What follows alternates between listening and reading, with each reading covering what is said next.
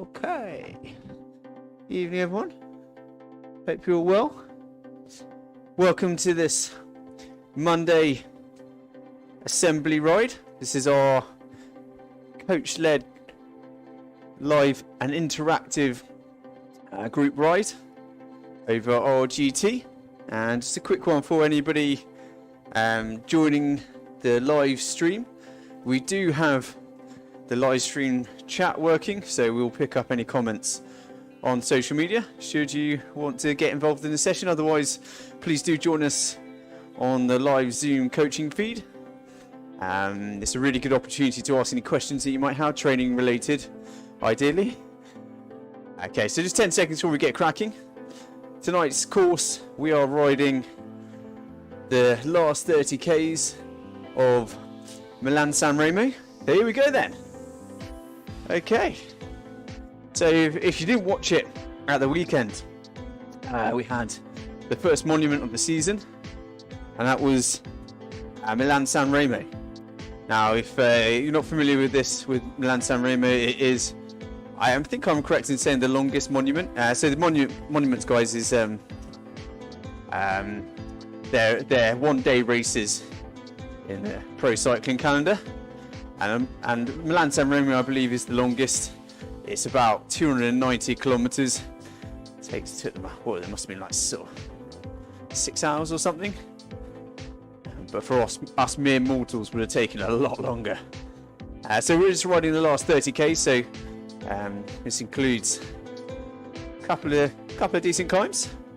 So I believe it includes the Cipressa and the Poggio, which are the two kind of final climbs leading into San Remo. Not personally been in that area myself, but done a lot of cycling in Italy. And if you ever get a chance, it's good stuff in Italy. A lot of respect for cyclists, which is nice. So if anybody joining this for the first time, my name is Rich. I'm the head coach and founder of RIAK Fitness. We're a coaching outfit, specialising in bespoke training plans, and various other types of coaching relationships, which hopefully the advert above me is just covering. So as it says, we've got our squad membership, which is our fully tailored operation, defined duration plans, which are unsupervised but still fully tailored option, and then we have personal coaching plans for those that are more kind of fitness and health orientated. That was really good timing, wasn't it? I haven't actually timed this. It just happens to be how things are going with the live stream. We've also got these live sessions.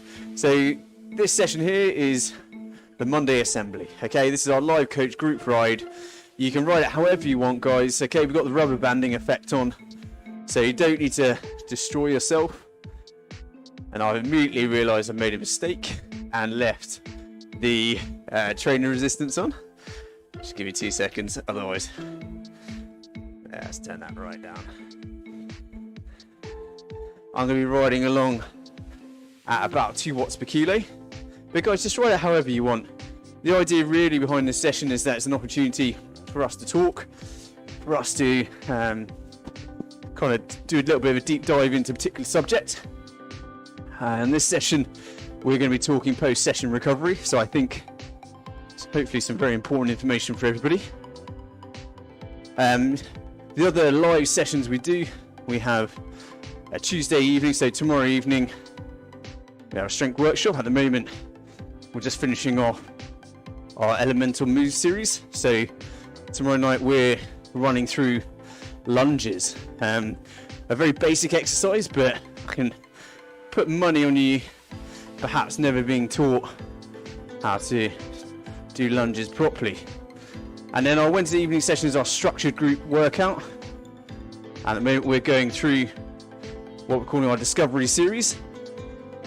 Basically the idea behind our discovery series is that every single session you learn something about yourself as a rider, whether good or bad, you know, where your strengths and weaknesses lie. So this week we are doing some hill rep sessions. So we've done a hill rep session previously, but this one has a slight difference. You can find all the details for that on our Facebook page and on the RGT events page, etc., and on RGT itself in the app. So that's us basically, guys. We do coaching. It's kind of what we're here for. And that's what I'm here for in this evening session. So you guys feel free to ask away any questions. So those guys on Zoom, feel free to unmute yourself, ask away. Or you can use the Zoom chat function, which just get open now. And then for those guys that are following this on social media on the live stream, please do feel free to send in your comments. I do have hopefully all the chats linked up, so I should get any of your comments on the social media streams. We're not making it public. Unfortunately, we would have liked to have done so, but people kept sending us naughty links on YouTube, so we stopped that. So it's just coming into me now. So I've got all the dirty links if anyone wants them. All right. Yeah. I mean, people got to make a living, don't they? I guess. Anyway, moving on. So tonight's session, we're going to be talking about post-session recovery. Okay, a really important one, I would suggest, and something hopefully we can all take away. But just before we get into that, I don't know if anyone, I'd be interested to hear anyone's views on Milan-San Remo if they watched it at the weekend. My personal view, bit of an anticlimax. First monument of the season, and I knew we had some great attacking on the Cipressa and the Poggio, the two final climbs, which we're going to be covering in our ride this evening. But other than that, I thought it was all a bit, yeah, you're missing some big names. I thought you basically had two teams doing all the work. For instance, you didn't have anyone from AG2R, the Mondial, who are meant to be kind of the French classics team. Yeah, for me, I was a bit underwhelmed. And don't get me wrong, I love watching a bit of cycling mid-afternoon and falling asleep on the sofa, but I also like it when the cycling gets good and wakes me up. Didn't get that sensation. Anyway, so I'd be interested to hear anyone's views on Milan-San Remo at the weekend, if you watched it. One of the things that we're going to be doing in these Monday evening sessions, these Monday assembly sessions, is we're going to be, hopefully, trying some pretty cool courses. So this is obviously Milan-San Remo. We're also going to be doing Flanders, Paris-Roubaix. I believe we've got Liège-Bastogne-Liège as well. Yeah, we've got some fantastic courses coming up. So usually just the last 30 Ks. So we can all see what the pros are up to a couple of days before. As I say, guys, ride these sessions as you wish. You know, it's very strung out at the moment. You've probably got a few guys hammering it on the front, and then I'm going to be riding it around just around 2 watts per kilo on a recovery day. So just get what you want out of it in terms of effort. In theory, these sessions are meant to be either active recovery, so riding at less than 55% of FTP, or you're riding at kind of zone 2 area, so more around 65% of FTP.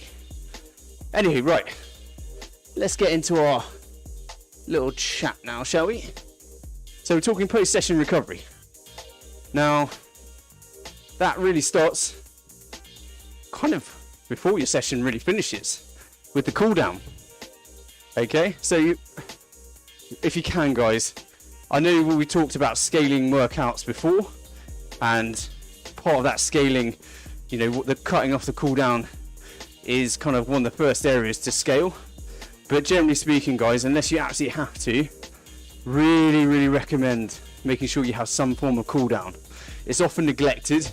Often people will, you know, finish a hard session or finish the main set at least, you know, look at their time, or what I'm guilty of is checking my phone. I'm actually checking it because we've got various things going on, just checking that live stream is working, etc. As I say, you know, there's various distractions that can cause you to kind of drop out and just immediately move on to the next thing. But You really need that cool down. I'll tell you why.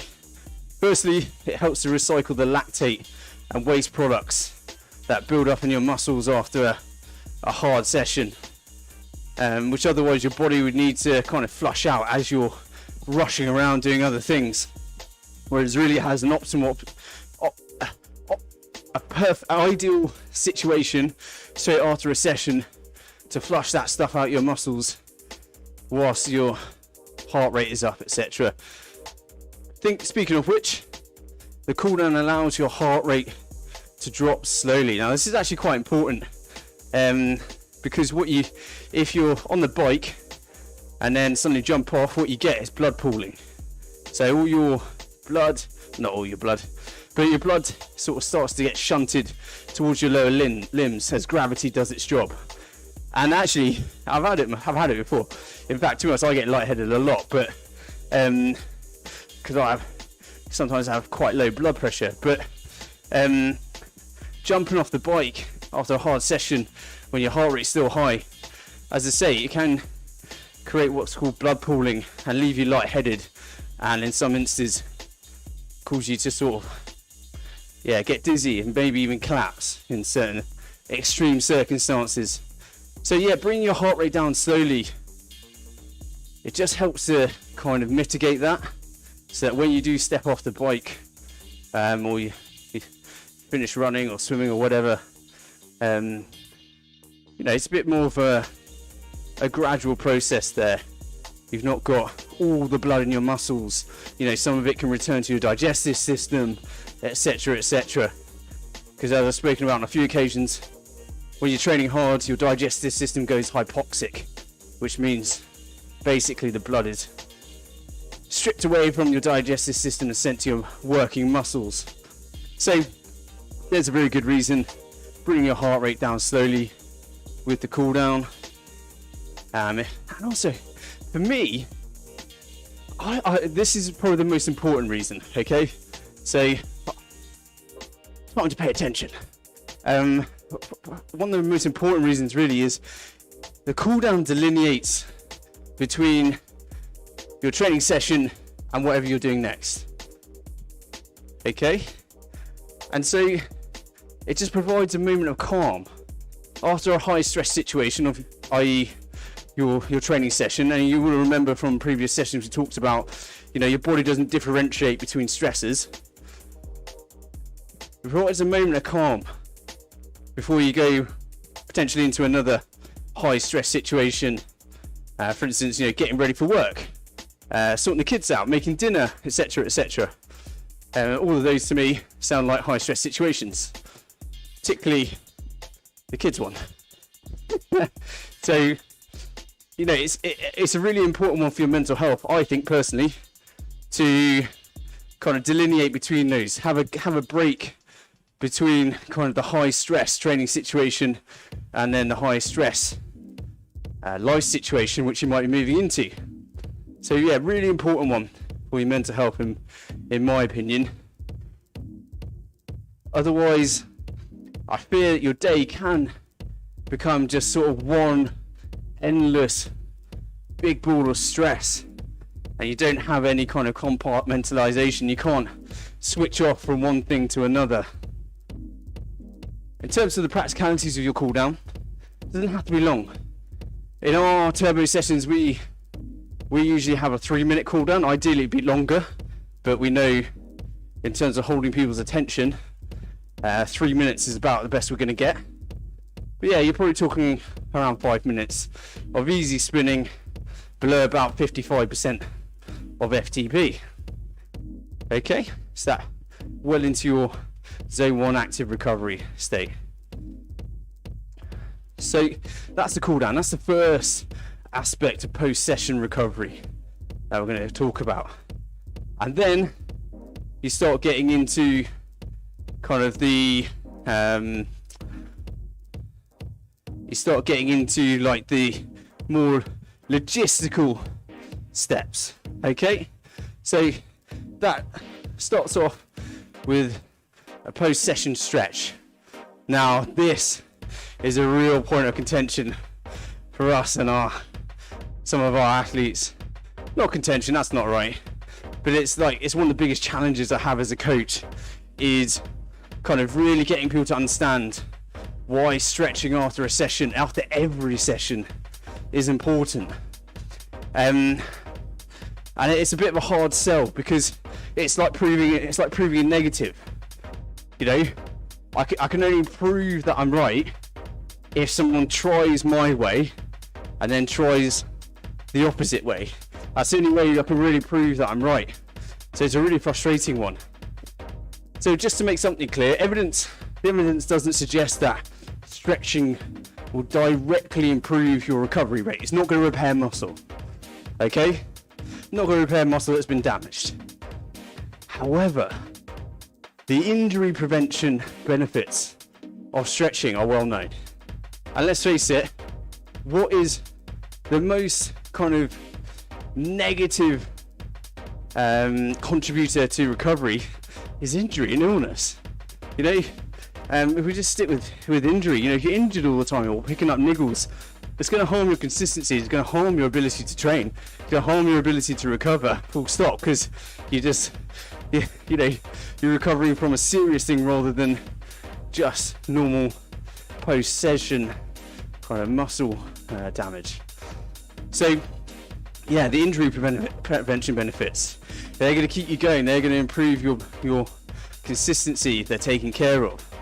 So when you're stretching, and we're talking about static stretches here, it releases tension from the muscles, and it restores or even kind of improves joint mobility depending on how you're approaching it. So on the course, guys, we're just onto the first of the climbs, and yeah, it's an aggressive one, but just remember, guys, you can always turn, if you're on a smart trainer or a smart bike, you can always turn down the resistance, okay? You don't have to flog yourself to pieces. We're currently at around 17%, but just remember, you don't have to ride it like that.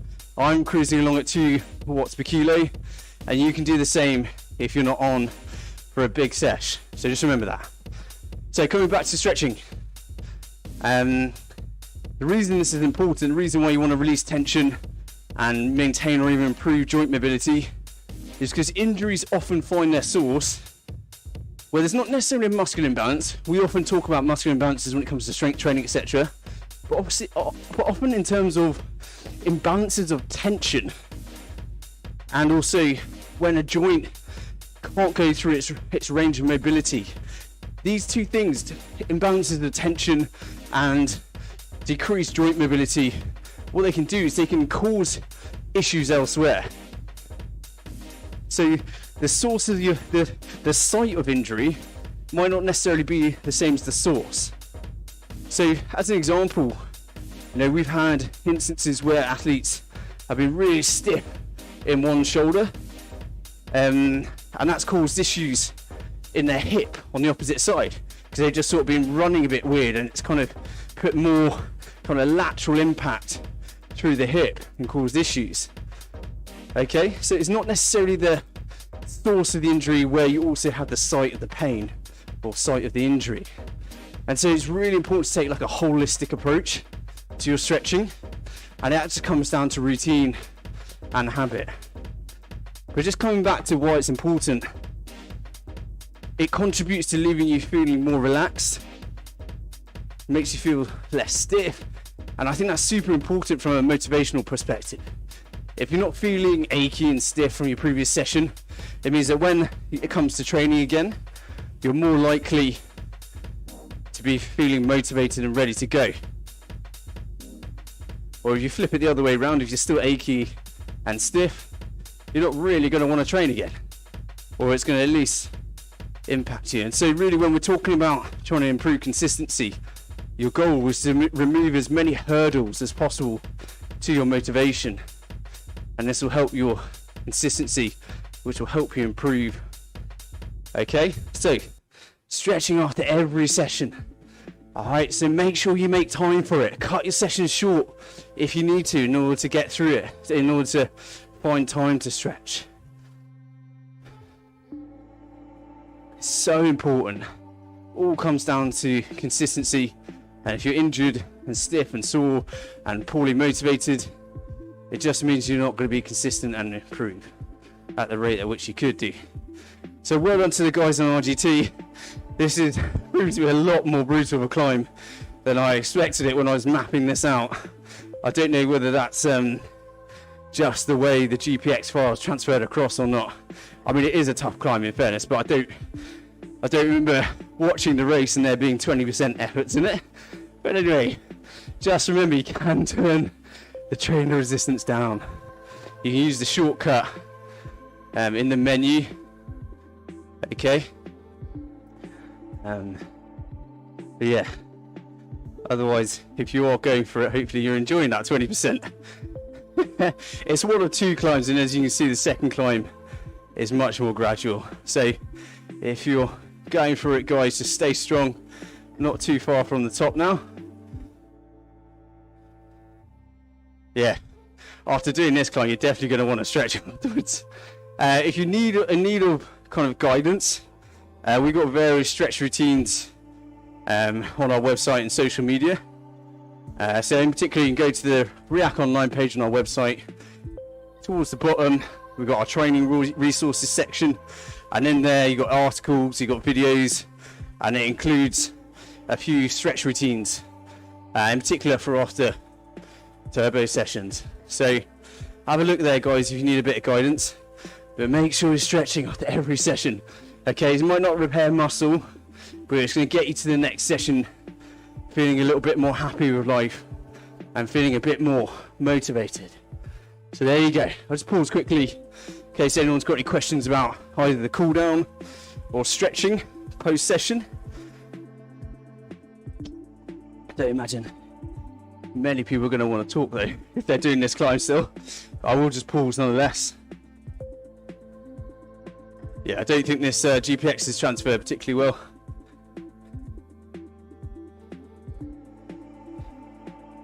Oh well. I never claimed to be a Magic Roads expert. I know some of the guys on the RGT groups are pretty handy. Only so much time in the day. So nearly at the top now, guys. Just keep going. At least we're doing it as a group. And it's the one kind of big climb of the session before we get to that more gradual one at the end. So stay strong. We'll absolutely bomb it down. What goes up must come down. So just remember, guys, anyone watching on the live stream, you can also comment on the social media channels, and we will pick that up. So don't be afraid.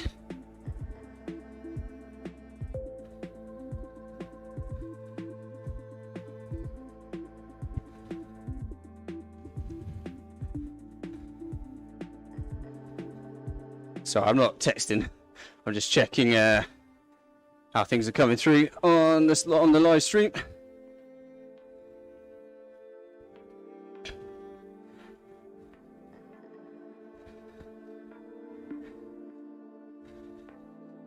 Okay, so in particular, guys, if you're on the RIAK Fitness Facebook page or the VCycling News Facebook page or YouTube, feel free to stick your any questions in the comments section.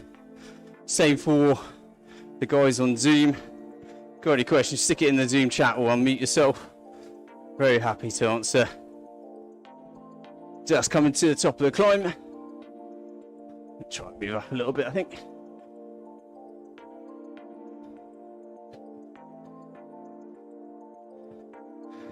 Just remember, guys, if we ever do talk about something in the session and you really kind of want more in-depth advice, if you go to the coaching page on our website, there is actually an option to set up a consultation. So don't be afraid to use that. We do up to an hour consultation. Just coming over to just cresting the top now. I believe this is the Cipressa. Nearly there. Oh, it's got one more hairpin by the looks of things. Yeah, there we go. There's the sign for the Cipressa. This on the weekend is where everything exploded. Normally, it's a bit of a it's a bit of a slugfest, but everything stays together. It's usually just an opportunity for people to kind of use up their teams and use up their firepower. But on the weekend, it properly broke up with guys like Pogacar, and then I think it was Soren Kragh Eriksson, Soren Kragh, is it Sorensen or Eriksson? I can't remember.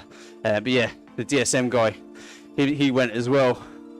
And you had the likes of Van der Poel and Van Aert chasing on. And also, who else you had? Pedersen was there. And then, of course, Mohoric with his seat dropper post. Nobody asked me any questions about seat droppers today, guys. I don't have a clue. I'm not a mountain biker. I know they exist. I don't know what kind of wizardry goes into them. I assume it's hydraulics. But seat droppers, I guess what the plan with it was that now with the UCI ban on sitting on the top tube, by dropping the saddle down, he was effectively being able to sit as low as he could do if he was sitting on the top tube, but not violate UCI rules. So he could hold a much more aero position on the descent. And you did see actually in the race, he absolutely flew down the descent, but I'm not sure that was down to being more aero and just being a little bit more of a psycho, frankly. So there we go, that's over the top, guys. Really well done for everyone on RGT getting over that one. Definitely more aggressive climb than I thought it was going to be, so I'm not going to apologise for that. It's all part of the fun of the games. Anyway, moving on. So we talked about the cool down, we talked about stretching as really important post-session habits to get into. The next one is probably one of the really key aspects of post-session recovery, and that's your nutrition. Now, first things first, I'm not a nutritionist. I'm very knowledgeable, but there is a limit to the advice I can give. So what I'm about to talk about is just more kind of general stuff and stuff I know from my own reading and my own expertise. But as I say, if you guys really want kind of more tailored nutrition, I think that's a key thing to point to make about nutrition, is it really is individual.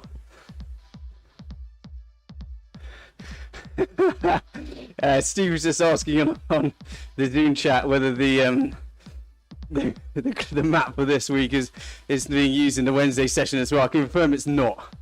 We're on Pienza, which I've got to be honest isn't much better in terms of that main climb. So yeah, yeah, not much better. Oh wow, we've got a real mess up on this map. Going back on ourselves now. As I say, guys, don't profess to be an expert on magic roads and GPX files, but this is definitely one of my worst maps.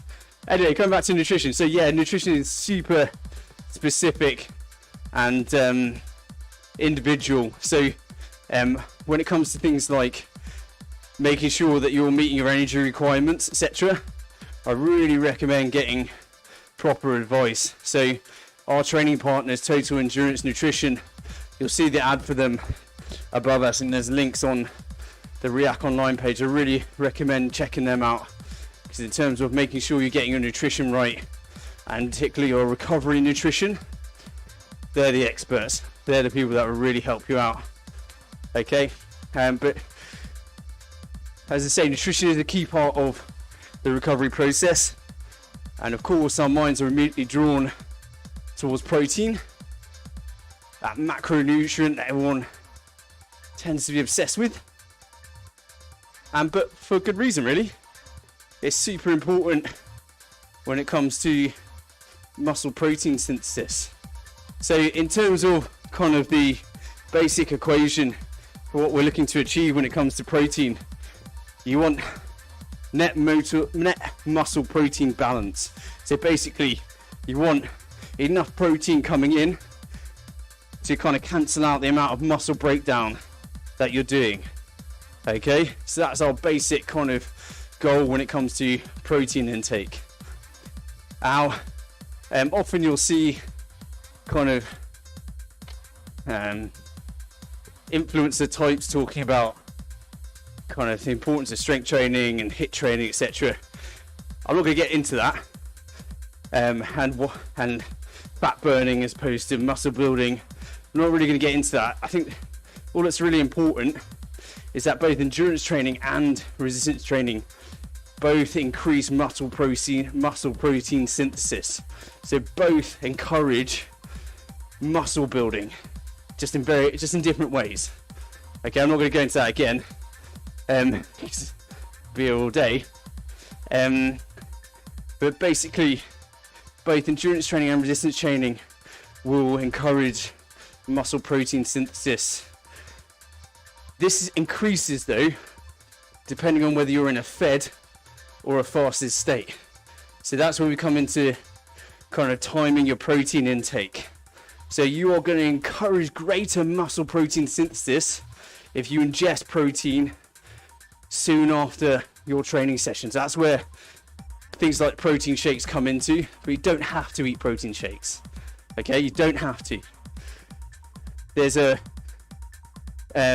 practicality factor to them. There's a convenience factor, but you don't have to have protein shakes. Okay, I just really want to make that clear.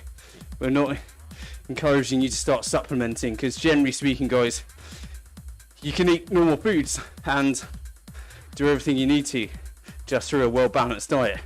But yeah, post-exercise protein ingestion does enhance muscle protein synthesis, the response you get. Okay, so you repair muscle more quickly if you're ingesting protein after your session. It also kind of helps to reduce muscle protein breakdown, and so it's much easier to achieve a muscle protein balance, a positive balance. Okay, so just as a general guideline, what you're looking for to maximize your muscle protein synthesis response, your muscle repair and muscle building response, you're looking for about 20 grams of dietary protein after a session.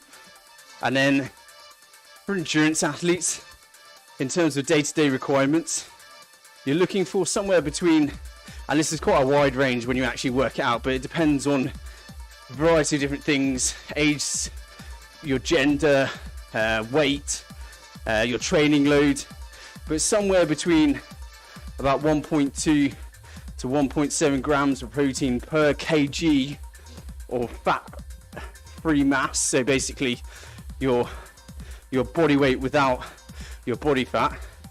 I know it's getting more complicated, I know. I think if you go for 1.2 to 1.7 grams of protein per kilo of body weight per day, you're not going to be too far wrong. Working out your fat-free mass, etc. Yeah, not everybody has the ability to do that. So yeah, I think that's a general rule that helps you with how much protein you need per day as an endurance athlete. You're going to need greater quantities if you're an older athlete post-session. So to maximally stimulate muscle protein synthesis as an older athlete, I said 20 grams earlier. For an older athlete, you're going to need more, up to around 40 grams of protein kind of pretty much immediately after your session to kind of maximize that muscle protein synthesis response. Okay, so I hope and I've thrown quite a few numbers at you. I stalled in my chat over the course of the climb because I wanted you to be able to hopefully take in some of the information. Just remember, you can come back and rewatch this live stream on our Facebook page and on the VCycling news social channels. Yeah, so I'll just run through some of those numbers again so that they're kind of in a coherent form. So you're looking for probably immediately after a session, probably around 20 grams of protein. For an older athlete, you're probably looking at more 40 grams. And then in terms of your daily protein requirements, somewhere between 1.2 to 1.7 grams of protein per kilo of body weight per day. Hopefully that makes sense. Now, the type of protein is also important. Really, what you're looking for is a form of protein with a high leucine content. Okay, it's an amino acid. And So something with a high leucine content, but also with how quickly the protein is metabolized. So just to kind of make it simpler, basically whey protein is super fast to be absorbed. However, it is of course derived from milk, so not vegan. Then you've got soy protein, and then you've got something called casein protein. So casein is also from milk. It's a slower to be absorbed protein though, so it's a really good one for before bed, which I'll talk about in a second. But timing of the protein is key. So I talked about post-session really. So the advice is, a max of 2 to 3 hours after a session, but really you want that protein in within the first hour after a training session if you can. And then for female athletes, your kind of golden window is even shorter. So for female athletes, you want that protein, that 20 grams to 40 grams of protein, you want that going in, within half an hour of your session really. Okay, so really important. And also for female athletes, you want to consider consuming branched chain amino acid, BCAAs, branched chain amino acids. Okay, they can also help kind of stimulate a more significant protein synthesis response. I know some of that is a little bit complicated, but I know we've got a range of kind of experience levels on here, so I try to give something for everybody. So we've got the timing of the protein, getting it in, max an hour after your session to really sort of feel the benefits of that kind of increased recovery rate. And then another thing, having a bit of protein before bed, 30 minutes before you go to sleep. In particular, casein, it's a slower release protein, and that's just going to help you recover a little bit overnight. And also, it's a good thing if you get really hungry before bed.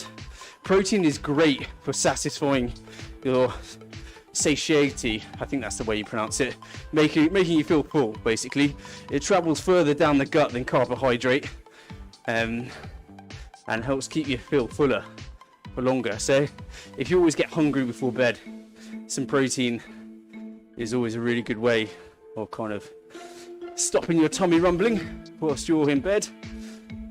This happens to me all the time, or almost always when you're in a meeting. Always grumbles when I'm in a meeting. I think it just wants attention. So that's protein. Carbohydrates is a slightly simpler situation. For an endurance athlete, the amount of carbohydrate that you also want to take in after a session depends on your training load, and kind of when you're training again. But co-ingesting carbohydrates with protein after a session is important, because what you're trying to do there is restock your supplies. So in previous sessions I talked about the fact that you store glucose in the form of glycogen in your muscles, in your liver, and you've only got a finite amount of it, okay? And you're trying to restock those supplies as quickly as possible after a session so that you're ready to go again for your next session. And in particular, if you're double training, so if you're training in the morning and then in the evening, you want to restock those glycogen supplies ASAP. Okay? So get a bit of carbohydrate on. In terms of the type of carbohydrate, you can probably, immediately after a session, you can justify something a little bit more sugary, a little bit higher on the GI index. But generally speaking, when it comes to carbohydrate, you want complex carbs. Okay, you want your wholemeal bread, your brown pasta, your whole wheat pasta, your brown rice, sweet potato, etc. Okay, because they're gonna help kind of minimize the significance of your insulin response and help minimize the amount of glucose you push into your fat tissue. So you're looking at probably around 1.2 grams per kilo of body weight after exercise, and then every hour thereafter. So I think for an 80 kg athlete, it's close to around 100 grams of carbohydrate after a session, something like that. So that's carbs. And then the final thing to say on the nutrition front is rehydrate.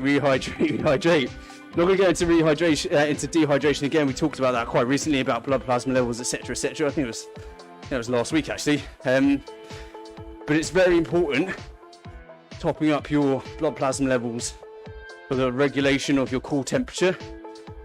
Have you ever found, maybe at work or whatever, or yeah, your sweat response is really sensitive, i.e. you start sweating really easily? You know, you're just sort of, I don't know, going up the stairs or something and you're drenched in sweat. A lot of time that sensitivity, that response, that aggressive sweat response can be down to dehydration. So just bear that in mind. Okay, so you want to drink plenty after your session and keep on drinking throughout the day. So the easiest way of doing that is just make sure you've always got a bottle of water or a glass of water to hand, so you can just sip whenever you're thirsty. It's that simple, really. Okay, and if you find that, careful how I say this one, but if you find that your sweat is particularly smelly, again, it comes down to dehydration. Okay, so I find when so sometimes I will do multiple of these sessions in a day, and by the end of maybe like the third session I will stink, and it's because I've just not been able to take in enough fluids. So just bear that in mind as well, guys. If you get a bit of a pong on just from a little bit of sweat, obviously you've been training really hard for a long time, you're going to smell, but it's just one of those little things that you kind of pick up on, and it just indicate whether you're dehydrated or not. Also, another kind of key one is looking at the colour of your urine. If your urine is particularly yellow, it means the urea content is higher and perhaps need to drink more. Okay, so that's rehydration. So we talk about protein on carbohydrate and rehydration. Key, really key for recovery. As I said, if you'd like more tailored advice, I'd really recommend talking to our training partners, Total Endurance Nutrition, who we do hope to see on one of these sessions soon, actually. Anyway, so moving on. So we talked about nutrition. I'll just pause quickly as I rehydrate. If anyone's got any questions on any of that stuff, again, please feel free. Unmute yourself, hit the chat functions on social or Zoom. Really happy to chat.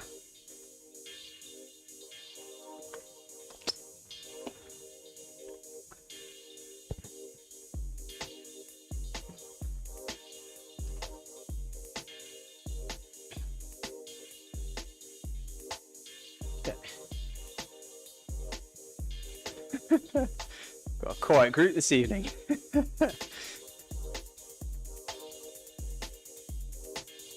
You can of course also use RGT, use the chat feed in RGT for anybody that's watching and on live stream and perhaps isn't able to get onto the comments of the social channels. You can also use the chat function in RGT. I'm across that as well. But in the absence of any kind of... Oh, I think someone might have unmuted themselves.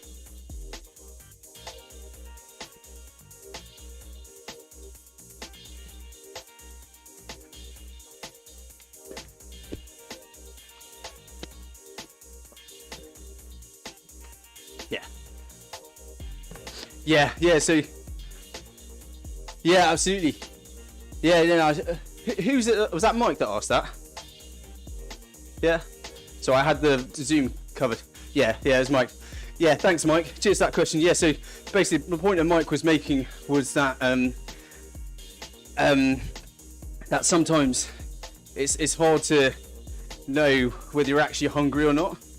Sometimes you start thinking about food, but it comes down to dehydration, which is an actual thing. You know, a lot of the time, you know, our body's kind of instincts around food and water and hydration, they kind of go hand in hand. So as I talked about, I think it was last week, we talked about when you're eating, you have like an instinctive urge to drink, and sometimes likewise you have like an urge to eat, but actually you're probably potentially dehydrated. But yeah, so kill two birds with one stone. Have something to eat, have a good old glug of water as well, and it'll break it down.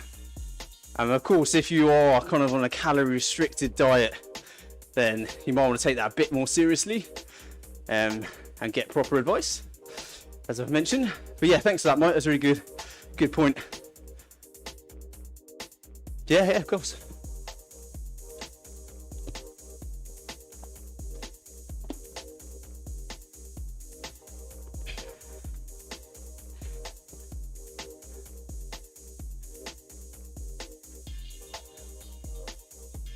Yeah.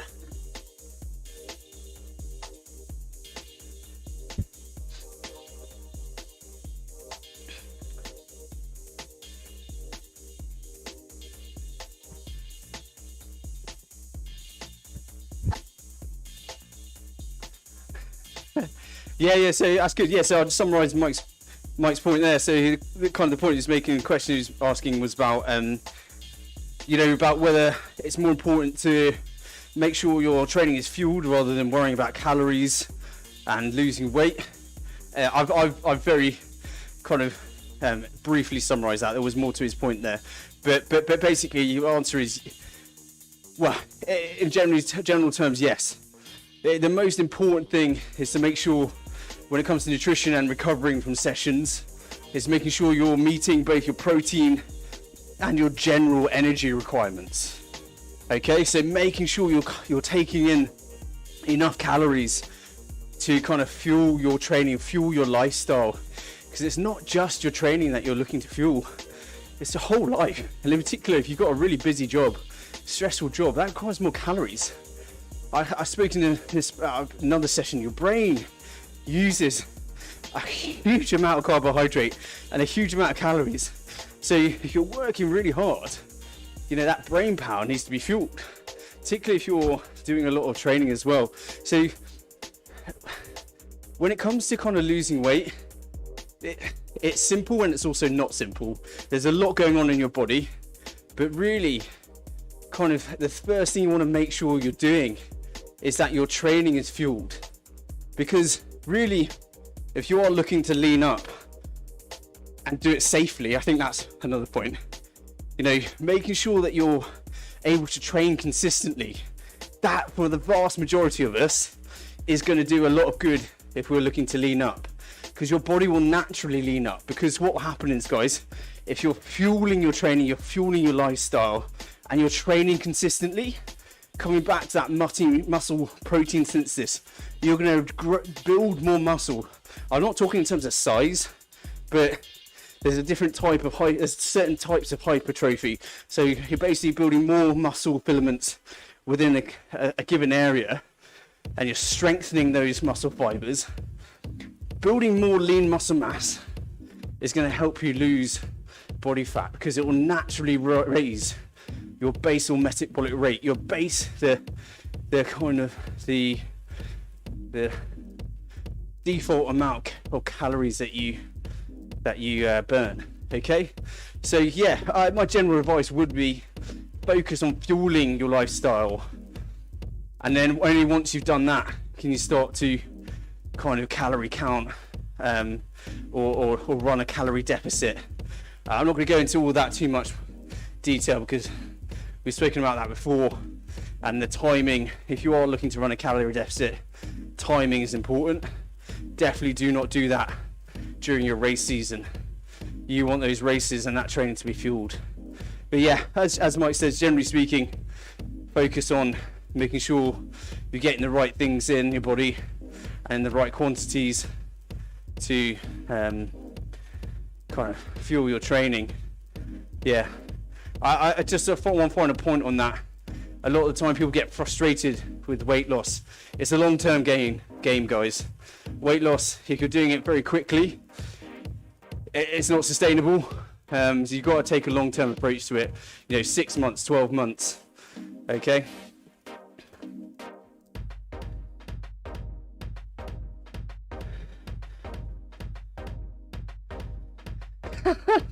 I'm sorry, Mike. I can't give you the permission to just eat as whatever you want. No, I can't sign off on that, I'm afraid. It really, you got to eat the you got to eat the right things in the right quantities, I'm afraid. I I usually do it. I'm around sort of 15 hours of exercise, if not more, a week. And even though, you know, as I won't say how old I am, but as I'm getting older, yeah, I have to watch what I eat more and more. Gone are the days where I could just, actually, to be honest, I've always been prone to putting on body weight, on body fat, but you know, it's also, like, on the flip side, it's satisfying watching my mates put on weight as we get older. Anyway, moving on. I do overshare sometimes. Anyway, so we've got a couple more things to kind of cover before I finish kind of my monologue. So for the last couple of things I want to talk about are rest and what to do between sessions. Oh, I just dropped off the back of the group as I stopped pedaling. So I'm just going to pick it up, just join the group again. Can't do two things at once. Oh, started the final climb now. So it's a long drag of a climb, but it is the last one. So I believe this is the Poggio. So rest, guys. You know, we all know it's necessary for recovery.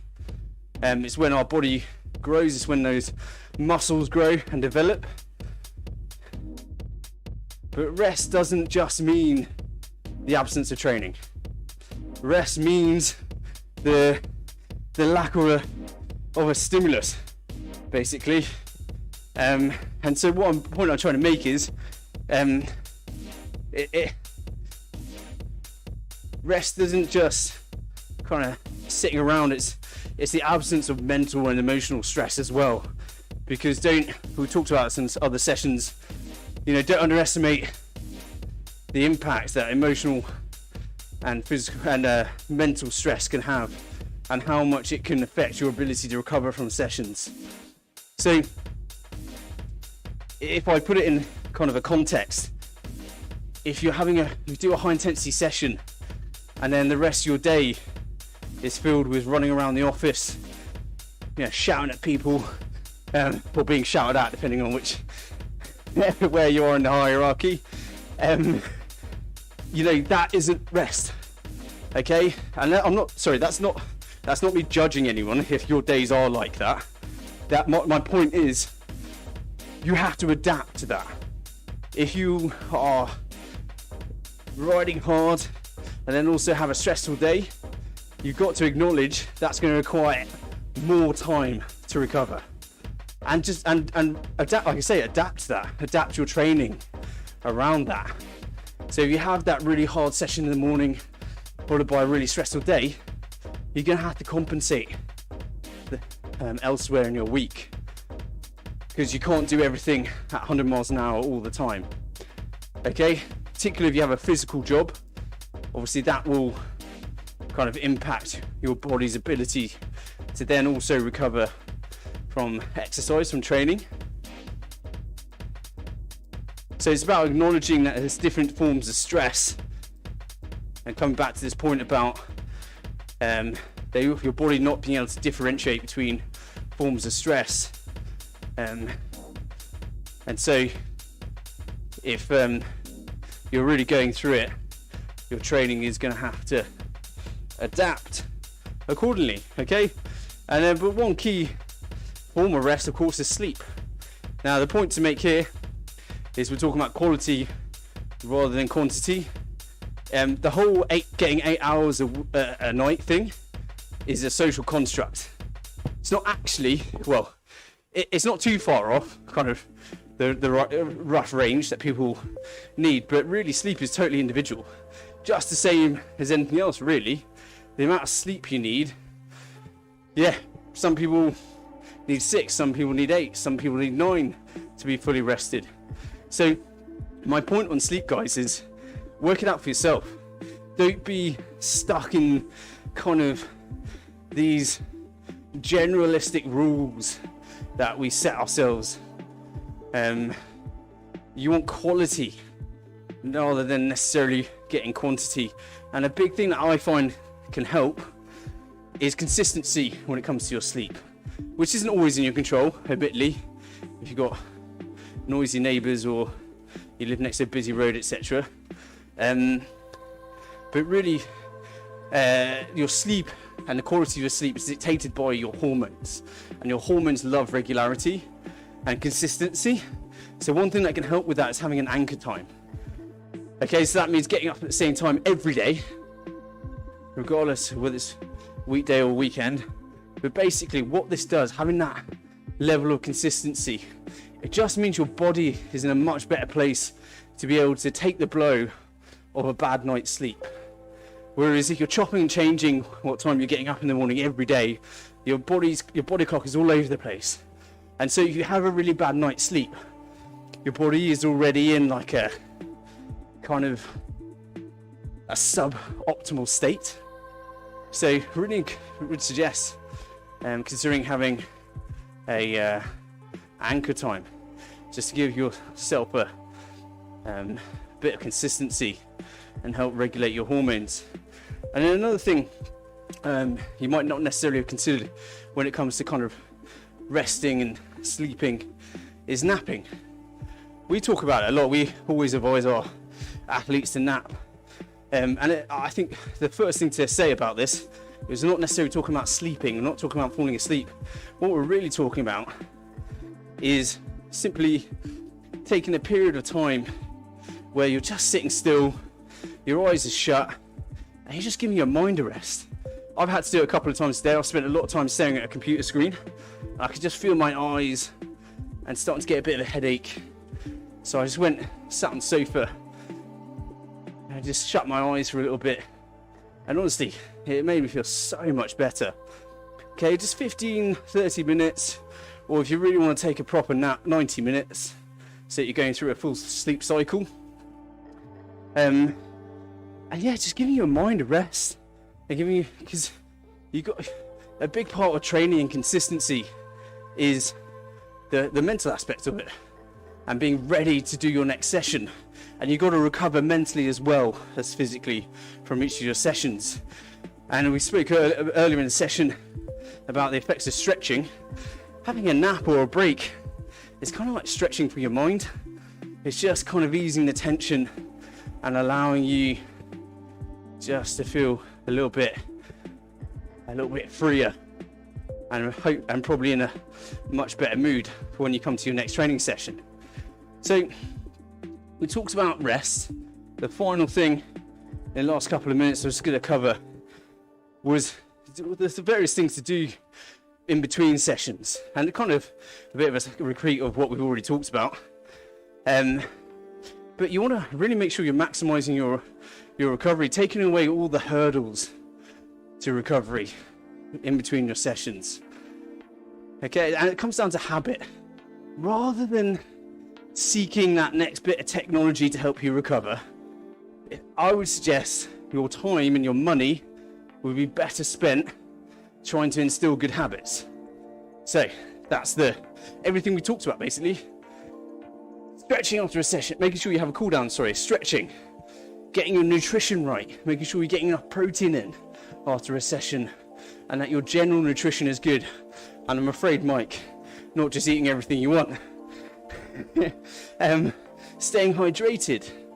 Okay, it's all those things that if you focus on during a session, it's not only going to help you recover, but I would probably put money on you just generally being able to get through your day a lot better if you're looking after yourself in those ways. But other little things are making sure you're hydrated for your session, making sure that you've eaten a couple of hours before your next session. It's not necessarily about recovery, but it's about preparing and making sure that you're in a good state between your sessions coming up to the next one. And making sure you're in a good state of mind, so that taking a break. So if you finish work, not going straight onto the turbo, just having 10-15 minutes to yourself, just sitting still, watching a bit of TV or something. You don't have to nap, but just having a bit of a break before you go on to that trainer. So there you go, guys.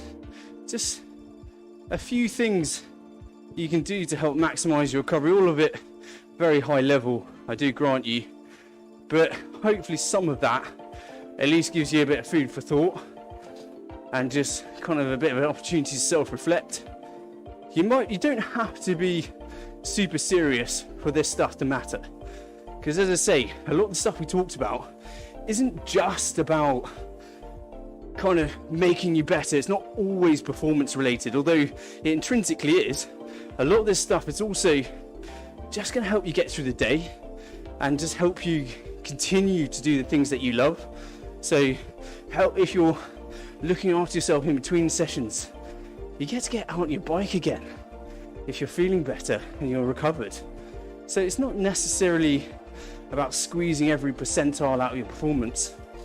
A lot of it is just general living advice, life advice.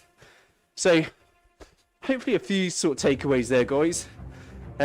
Once again, if anyone's got any questions, we are coming up towards the end of the hour, but I'll stick around for a few minutes. We are on the descent now from the Poggio, and so it's pretty much cruising all the way down the hill, but feel free to stay on for as long as you want, guys, on RGT. As I say, it's mostly descent now. There is sort of a flatter section at the end where they get into the town and they get ready for the sprint. But yeah, stay for as long as you want, guys. As I say, I'll just pause and catch my own breath.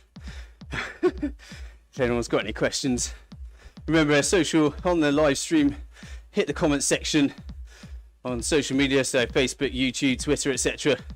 Feel free to comment away and I'll pick that up. Otherwise, if you're on Zoom, use the chat feed.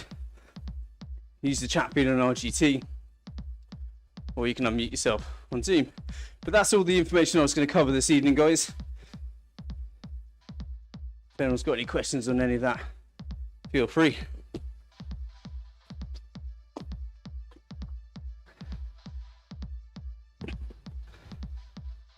So interestingly, or not, or perhaps disgustingly, I talked earlier about body odour. I can tell you I perhaps wasn't as hydrated as I should have been before this session. Just leave it there. Just a nice little note to finish on. Rich is a smelly boy this evening. Needs to take his hydration more seriously.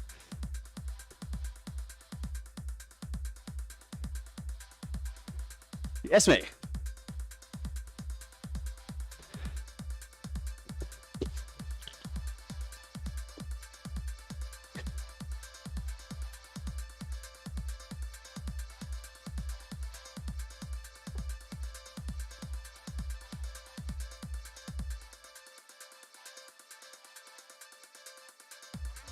Yeah, it's a good question. So the question was my opinion on the sleep trackers. So the various brands are available, none of whom sponsor us, so I won't mention them.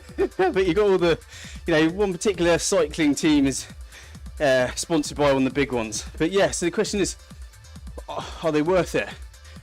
I think they're useful. I think it's useful, but the only kind of problem is, can you do anything about it? So these sleep trackers, they will tell you kind of how much REM, quality sleep you're getting, how deep you sleep, how long you're in the different cycles of sleep. So for anyone that's not aware, when you're asleep, your body it's not like an off switch. Your hormones ebb and flow whilst you're asleep, and you kind of go through different levels of consciousness and different depths of sleep, and you dream at different times, etc. And those sleep trackers will help track that, depending on kind of your heart rate typically, and your heart rate variability. It's really interesting data, really useful, but you got to be able to do something about it. So I question whether it's useful when you're working really late at work and only getting sort of 3 or 4 hours, or if you are perhaps getting the same amount of hours but you're really stressed. Is it helpful to know that? You probably already do. I think it's super helpful for elite athletes that can do something about it, because their job is to try and remove any kind of other stress than training. Yeah, I don't know, they have other uses though, so they can be used to kind of as an objective kind of mirror to how you're already perhaps feeling. So they can be good when it comes to if you're coming down with illness. You know, your heart rate variability data can kind of probably already tell you what you're feeling, but just having that objective measure can sort of strip away the ego and encourage you to make more of a sensible training decision. Yeah, I don't know.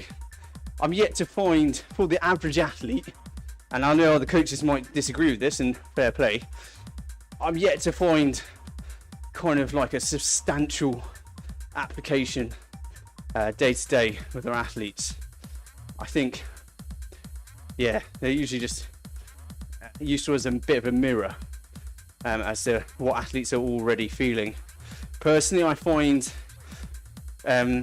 getting athletes to write comments on their training plans, etc., is more useful, because you can then track patterns alongside the objective data. But yeah, they're nice to have.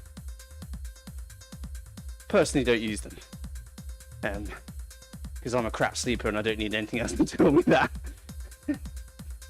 But great question, Mike. I do like that question. So, okay, so we're just coming up towards the end of the ride now. So how long we got? Just about 300 meters actually.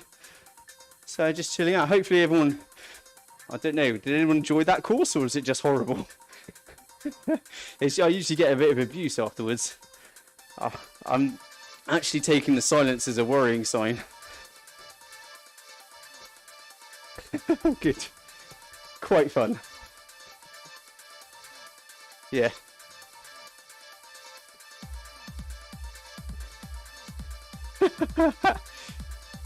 Yeah, well, you know, I'm just trying to.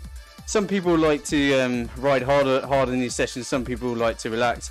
I think basically, guys, as I said at the start, you know, you can't always turn your training resistance down. Like I had mine down on 0, and I was, you know, just pootling along there. I was quite happy, enjoying the scenery and getting dropped off the back. Yeah, so yeah, don't stress about it, guys. I'm just trying to find interesting courses because, you know, there is a limited number of real-world courses on RGT. They're fantastic courses, but they are limited as is necessary. But yeah, I'm gonna keep throwing some interesting courses your way, guys. Sorry, not sorry.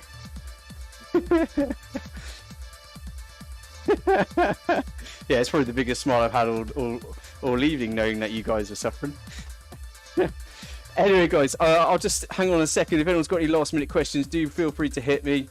Otherwise, I will, yeah, let everyone get on with the rest of their evening and recover. Oh yeah, yes, very good point. Yeah, thanks, Matt. Yeah, so for, this week's Discovery Series session isn't actually on Wednesday; it's on Thursday this week, just as a one-off. I've got a session clash. Got to run a swim session for my triathletes. So yes, the Discovery Series, our structured workout is on Thursday this week, not on Wednesday. Yeah. Otherwise, details are the same, 6:30, but on Thursday evening. Thanks for that, Matt. That's I completely forgotten about that. Nice one. Cheers, guys. Right then. Okay, well, I'll sign off the live stream, but thanks for everybody for your company. As always, if you have any other questions, do feel free to hit us with an email. You can hit us on social media. We do love people's questions coming in, and sometimes it also gives us food for thought and things to cover in these sessions. So please do feel free to hit us with your questions.